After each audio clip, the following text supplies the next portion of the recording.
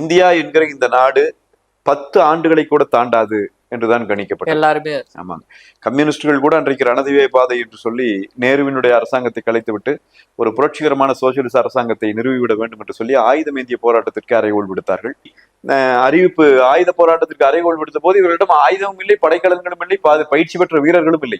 என்ன மக்களை நம்பினார்கள். மக்களை நம்பினார்கள். மக்கள் கரங்களிலே ஆயுதம் ஏந்துவார்கள் என்று நினைத்தார்கள். மக்கள் கரங்களிலே கொடுப்பதற்கு கூட இவர்களிடம் ஆயுதங்கள் இல்லை. எனவே வெறும் வெற்று அறிவிப்பு என்று சொன்னவுடன் அன்றைக்கு இந்திய அரசு ரத்த ஆறு ஓட விட்டது. அதெல்லாம் இந்தியாவினுடைய கருப்பு பக்கங்கள். அவற்றையெல்லாம் தேடி எடுத்தால் ரொம்ப கொடூரமான அடக்குமுறை கம்யூனிஸ்டுகள் மீது அன்றைக்கு நடத்தப்பட்டது.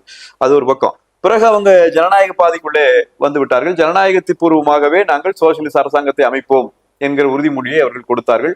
அதை நோக்கி அவர்களும் உள்ளே வந்து விட்ட பிறகு நக்சல்பாரி இயக்கங்கள், ஆயுதமேந்திய போராட்டத்தை நடத்திய இயக்கங்கள் மிக வலுவாக ஒரு போராட்ட களத்தை இந்தியா முழுவதுமே அமைத்திருந்தார்கள். அவர்கள் நேர் எதிரான ஒரு